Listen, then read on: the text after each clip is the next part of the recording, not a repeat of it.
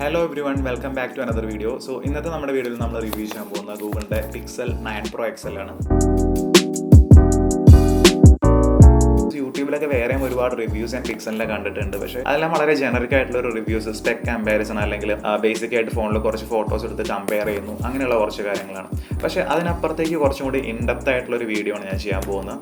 Obviously എനിക്ക് പോസിറ്റീവ്സിനേക്കാളും കൂടെ negatives ആയിരിക്കും പറയാനുണ്ടാവുക. കാരണം പോസിറ്റീവ്സ് ഒക്കെ നിങ്ങൾ മറ്റുള്ള റിവ്യൂസിലൊക്കെ ഓൾറെഡി കണ്ടു കഴിഞ്ഞിട്ടുണ്ടാവും. ബേസിക്കലി പ്രോ സീരീസിൽ എക്സെല്ലും പ്രോയും സെയിം ഫോൺസ് തന്നെയാണ്. അതിൽ ബാറ്ററിയും ഡിസ്പ്ലേ സൈസും മാത്രമേ ഡിഫറൻസ് വരുന്നുള്ളൂ. ഇനി റെഗുലർ പിക്സൽ 9 കുറിച്ച് പറയുകയാണെങ്കിൽ പ്രോ സീരീസ് ആയിട്ട് വളരെ സിമിലർ ആയിട്ടുള്ള ഫോൺ തന്നെയാണ്. അത് ഡിസ്പ്ലേയിലും സോഫ്റ്റ്വെയർ ഫീച്ചേഴ്സിലും കുറച്ച് ഡിഫറൻസ് വരുന്നുണ്ട്. ടെലിഫോട്ടോ ലെൻസ് ഇല്ല. പക്ഷേ മെയിൻ ലെൻസും അൾട്രാവൈഡ് ലെൻസും ഈ ഒരു ഫോണിൻ്റെ സെയിം ഫോൺ തന്നെയാണ്. അതുകൊണ്ട് തന്നെ പിക്സൽ 9 എടുക്കാൻ പ്ലാൻ ചെയ്യുന്നവർക്കും ഈ വീഡിയോ തുടർന്ന് കാണാവുന്നതാണ്.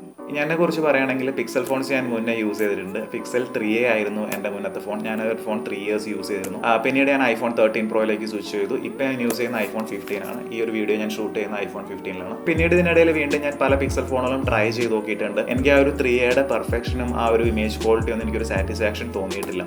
ആൻഡ് ആ ഒരു phone was like way head of its time ആയിരുന്നു. പക്ഷേ കാലം മാറി. ഗൂഗിൾ പതുക്കെ സ്നാപ്ഡ്രാഗൺ ഒക്കെ വിട്ട് ടെൻസറിലേക്ക് മാറി. ടെൻസറിലേക്ക് വന്നത് സത്യം പറഞ്ഞാൽ ഗൂഗിളിൻ്റെ വളരെ വലിയൊരു ഡൗൺ ഗ്രേഡ് ആണെന്ന് എനിക്ക് പറയാൻ പറ്റുള്ളൂ. പിക്സൽ 3a ഒക്കെ യൂസ് ചെയ്യുന്നത് വളരെ ലോ പവർ ആയിട്ടുള്ള ഒരു സ്നാപ്ഡ്രാഗൺ 635 പ്രോസറായിരുന്നു. പക്ഷേ എന്നിട്ട് കൂടിയും ആ ഒരു ഫോണിൽ എടുത്തിരുന്ന ഇമേജസ് ഐഫോണിനേക്കാളും മറ്റുള്ള ഏത് ഫോണുകളിലേക്കാളും ഫാർ ബെറ്റർ ആയിരുന്നു. സോ ഈ ഒരു വീഡിയോയിൽ ഞാൻ ഫോണിൻ്റെ സ്പെക്സ് ഒന്നും പറയാൻ ആഗ്രഹിക്കുന്നില്ല. കുറച്ചും കൂടി ഒരു യൂസർ സെൻട്രിക് ആയിട്ടുള്ള ഒരു പെർസ്പെക്റ്റീവിലുള്ളൊരു റിവ്യൂ ആണ്.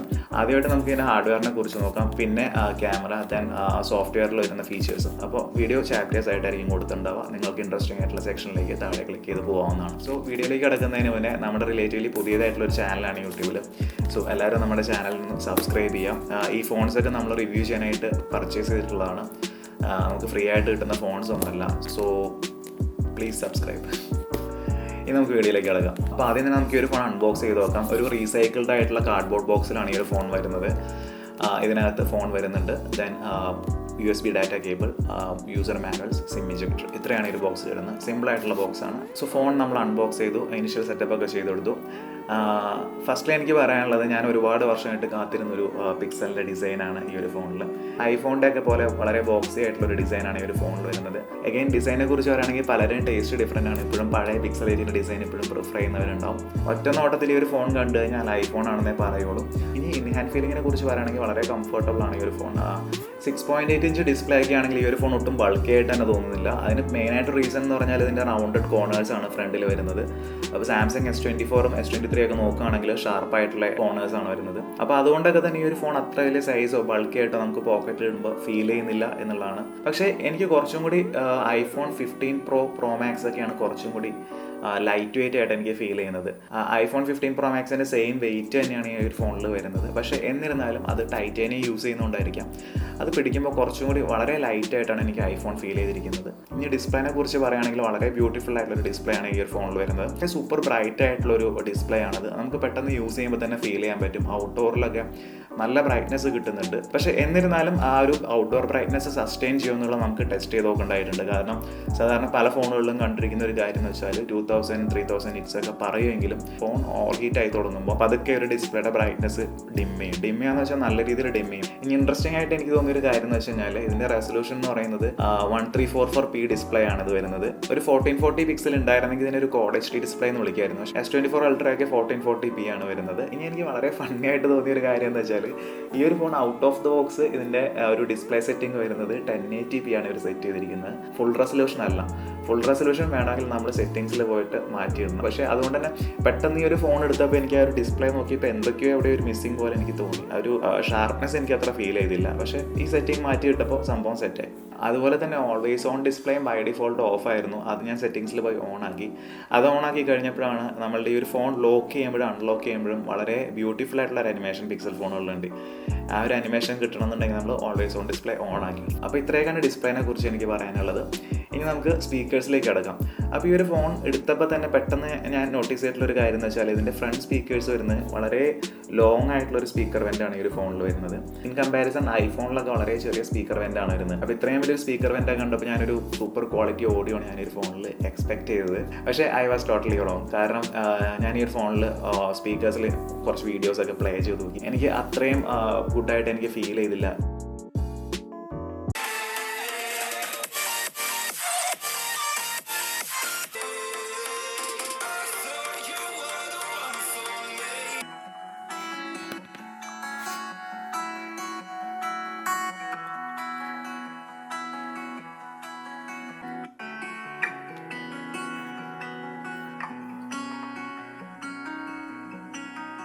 മേ ബി ഞാൻ ഐഫോൺ യൂസ് ചെയ്യുന്നതുകൊണ്ടായിരിക്കാം ഐഫോണിൻ്റെ ആ ഒരു ക്ലാരിറ്റിയും ഡെപ്തും ഒക്കെ ഉള്ള ഒരു സ്പീക്കേഴ്സ് ഞാൻ ഇതുവരെ വേറെ ഒറ്റ ഫോണുകളിലും കണ്ടിട്ടില്ല.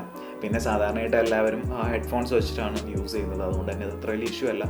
അപ്പോൾ അതാണ് സ്പീക്കർ ക്ലാരിറ്റിയെ കുറിച്ച് പറയാനുള്ളത്. പിന്നെ ഈ ഒരു ഫോണിൽ ഓടായിട്ട് എനിക്ക് തോന്നിയ ഒരു കാര്യം എന്താ വെച്ച് കഴിഞ്ഞാൽ, ഇവൻ ദോ ഇത് സ്റ്റീരിയോ സ്പീക്കേഴ്സ് ആണെങ്കിലും ഇതിൻ്റെ ഈ ഒരു ടോപ്പ് സ്പീക്കേഴ്സിൽ നിന്ന് വരുന്ന വോളിയം കുറച്ച് കുറവാണ്. അതെന്തെങ്കിലും സോഫ്റ്റ്വെയർ ഇഷ്യൂ ആണോ ഗൂഗിൾ ഇനി ഫിക്സ് ചെയ്യുമെന്ന് എനിക്ക് അറിയില്ല. അപ്പോൾ നമ്മളൊരു ഹൊറിസോണ്ടൽ മോഡിൽ ഫോണിൽ വീഡിയോസ് ഒക്കെ കാണുമ്പോൾ കുറച്ചും കൂടി വോളിയം കൂടുതൽ റൈറ്റ് സൈഡിലായിട്ട് തോന്നും. അതൊരു ഓഫ് ബാലൻസ് ആയിട്ട് തോന്നും സ്പീക്കേഴ്സ്. ഈ ഫോണിൻ്റെ UI കുറിച്ച് പറയുകയാണെങ്കിൽ സാധാരണ എല്ലാ പിക്സലിലും വരുന്ന പോലെ തന്നെ ക്ലീൻ ആയിട്ടുള്ള ഒരു പിക്സൽ UI ആണ്. വേറെ ബ്ലോട്ട്വെയർ ആപ്സ് ഒന്നുമില്ല. ഫോൺ നല്ല സ്മൂത്ത് ആണ്. Even though performance benchmarks ഒക്കെ കുറച്ച് ഡൗൺ ആണെങ്കിലും ഈ ഒരു ഫോണിൻ്റെ UI പെർഫോമൻസ് വളരെ സ്മൂത്ത് ആണ്. ഇനി നമുക്ക് ഈ ഒരു ഫോണിൻ്റെ സ്റ്റോറേജിലേക്ക് വരാം. അപ്പോൾ ഇതൊരു 256 GB വേരിയൻറ്റ് പിക്സലാണ്. ഞാൻ ഫോൺ സെറ്റപ്പ് ചെയ്ത് ഫസ്റ്റ് എടുത്ത് നോക്കിയ ഒരു കാര്യം ഇതിനകത്ത് എത്ര സ്റ്റോറേജ് ബാക്കിയുണ്ടെന്നുള്ളതാണ്. അപ്പോൾ 13 GB ആണ് OS യൂസ് ചെയ്തിരിക്കുന്നത്. ബാക്കി 243 GB നമുക്ക് അവൈലബിൾ ആയിട്ടുണ്ട്.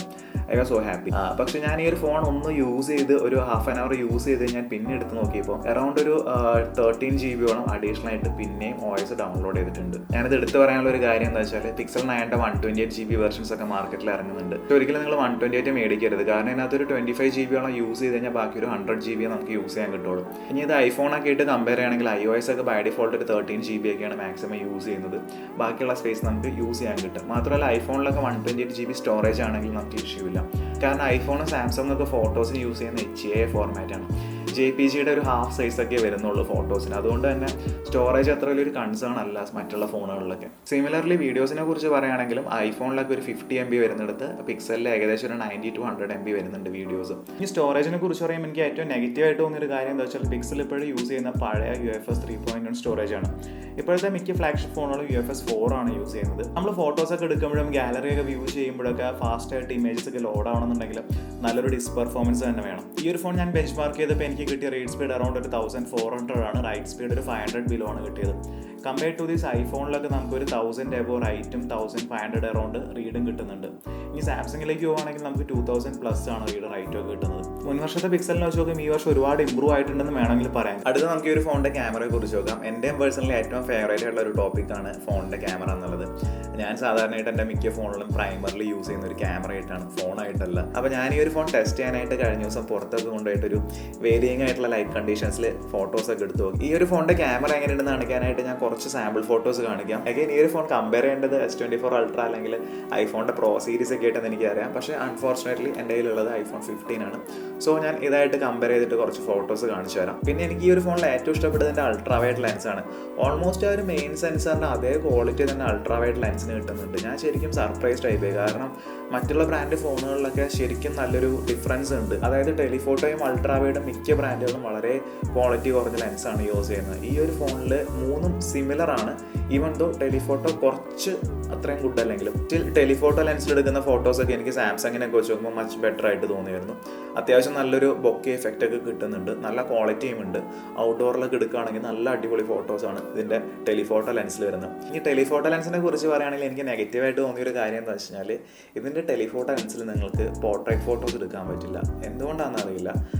ഐഫോണിലൊക്കെ നിങ്ങൾക്ക് 3x അല്ലെങ്കിൽ 5x ലെൻസിനകത്ത് പോർട്രേറ്റ്സ് എടുക്കാൻ പറ്റും. നല്ല അടിപൊളി ബൊക്കെ എഫക്റ്റ് കിട്ടും. അതായത് ഫോക്കൽ ലെങ്ത് കൂടുമ്പോൾ നമുക്ക് നാച്ചുറലായിട്ട് തന്നെ ആ ഒരു ടെലിഫോട്ടോ ലെൻസിൽ നല്ലൊരു ബൊക്കെ എഫക്റ്റ് കിട്ടും. അപ്പോൾ നമ്മുടെ ഐഫോണിലൊക്കെ ടെലിഫോട്ടോ ലെൻസ് ഉപയോഗിച്ചൊരു ഫോട്ടോ എടുക്കുകയാണെങ്കിൽ മെയിൻ ലെൻസിൽ എടുക്കുന്നതിനേക്കാളും നല്ല അടിപൊളി ക്വാളിറ്റി ടെലിഫോട്ടോസാണ് കിട്ടുന്നത്.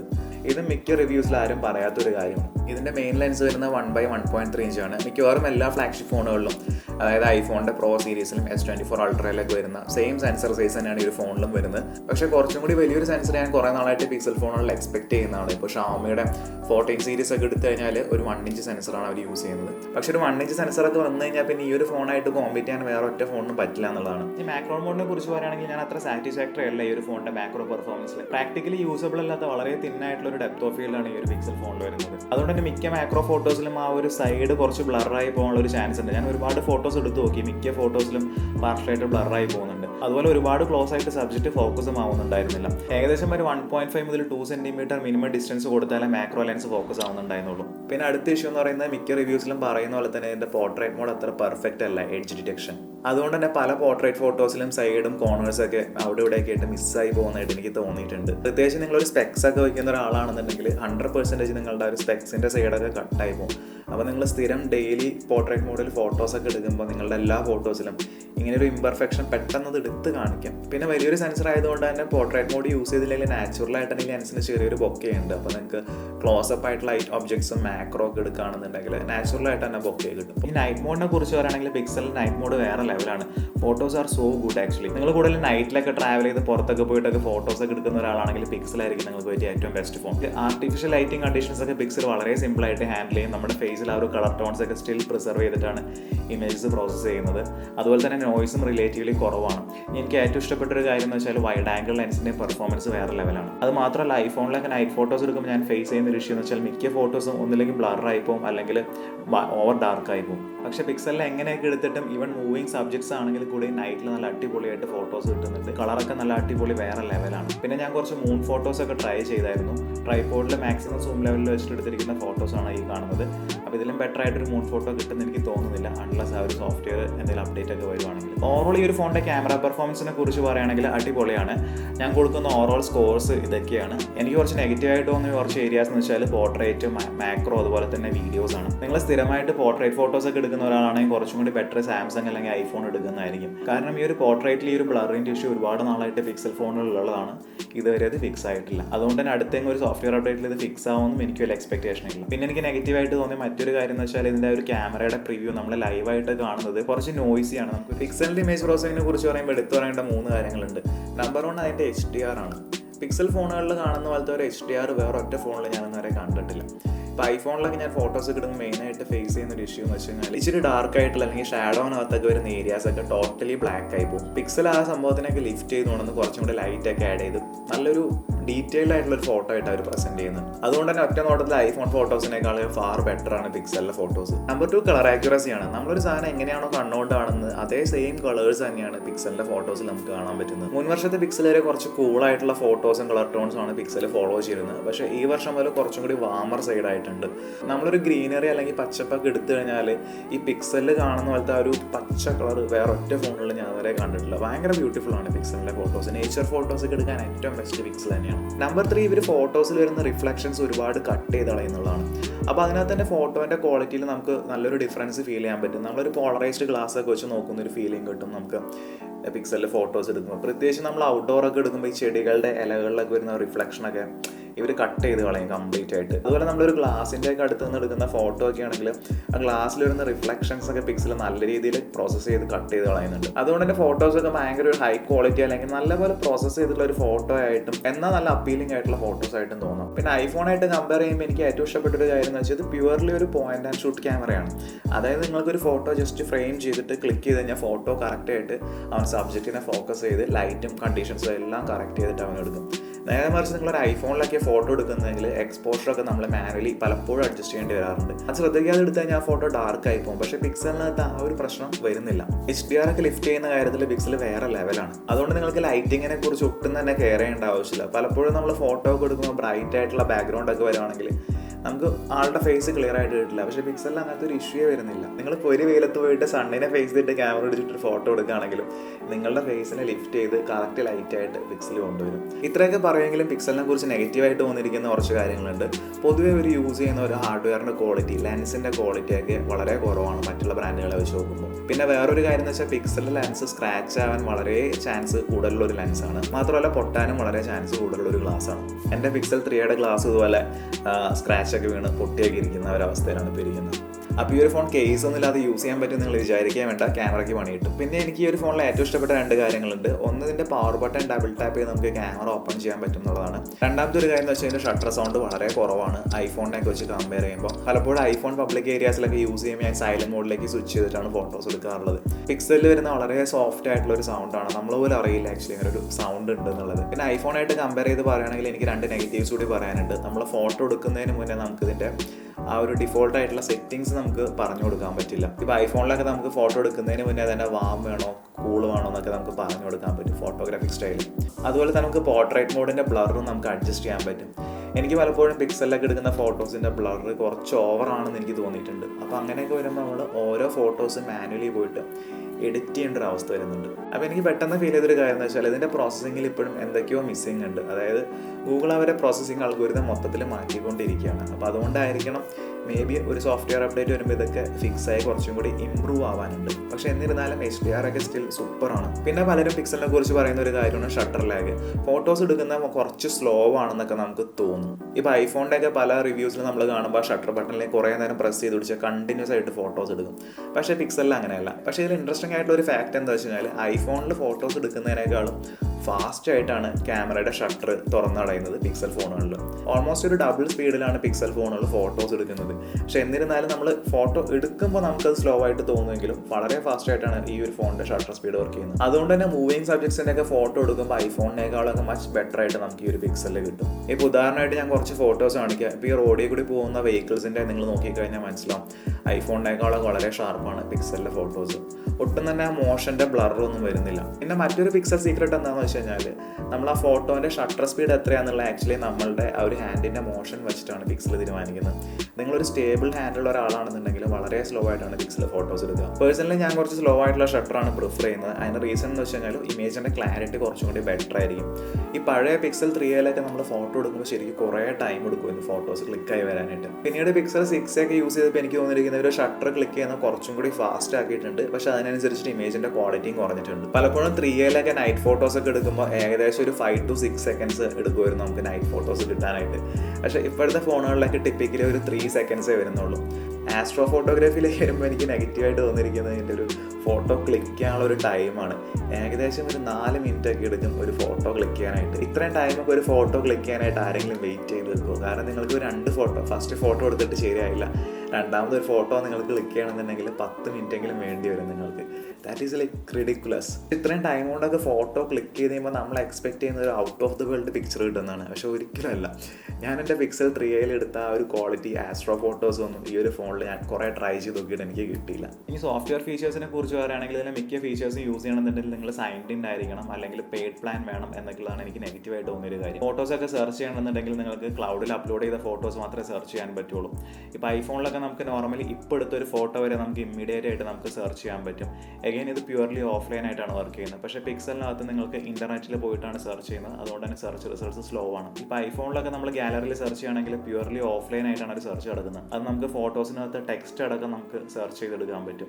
വളരെ ഫാസ്റ്റ് ആയിട്ടാണ് വർക്ക് ചെയ്യുന്നത്. അതെനിക്കൊരു നെഗറ്റീവായിട്ട് തോന്നി. പിന്നെ എനിക്ക് നെഗറ്റീവായിട്ട് തോന്നിയ മറ്റൊരു കാര്യം എന്ന് വെച്ച് കഴിഞ്ഞാൽ നമുക്ക് ഫോട്ടോസിനകത്ത് നിന്ന് ടെക്സ്റ്റ്, ഫോൺ നമ്പർ ഒന്നും കോപ്പി ചെയ്യാൻ പറ്റില്ല എന്നുള്ളതാണ്. ഇത് സാംസങ് ഫോണുള്ള ഐഫോണിലൊക്കെ ഒരുപാട് നാളായിട്ടുള്ള ഒരു ഫീച്ചറാണ്. വളരെ ഹാൻഡി ആയിട്ടുള്ള ഒരു ഫീച്ചറാണ്. പക്ഷേ ഇത് പിക്സലിൽ എപ്പോഴും വന്നിട്ടില്ല. നമ്മൾ എന്തെങ്കിലും സബ്ജക്റ്റ് ഒക്കെ കണ്ടു കഴിഞ്ഞാൽ നമുക്ക് ഫോണിൽ ഒരു ഫോട്ടോ എടുത്ത് വെച്ച് കഴിഞ്ഞാൽ അതിനകത്ത് നമുക്ക് ടെക്സ്റ്റ് ഒക്കെ സിമ്പിളായിട്ട് കോപ്പി ചെയ്തെടുക്കാൻ പറ്റും. അത് മാത്രമല്ല ഐഫോണിനകത്തൊക്കെ നമ്മൾ കൈകൊണ്ട് എഴുതിയ ഹാൻഡ് റൈറ്റിംഗ് വരെ നമുക്ക് ഇതുപോലെ ഇത്തരത്തിൽ കോപ്പി ചെയ്തെടുക്കാൻ പറ്റും. എഗെയിൻ നമ്മൾ ഹാൻഡ് റൈറ്റിംഗിൽ എഴുതിയിരിക്കുന്ന സംഭവങ്ങൾ വരെ നിങ്ങൾക്ക് ഗാലറിയിൽ സെർച്ച് ചെയ്യാനും പറ്റും. അതും ഫുള്ളായിട്ട് ഓഫ്ലൈൻ ആയിട്ട്. ഈ വീഡിയോ ക്വാളിറ്റിയെ കുറിച്ച് പറയുകയാണെങ്കിൽ ഒരു ഫെയർ ആയിട്ടുള്ള വീഡിയോ ക്വാളിറ്റിയാണ് നമുക്ക് പിക്സൽ ഫോണുകളിൽ കിട്ടുന്നത്.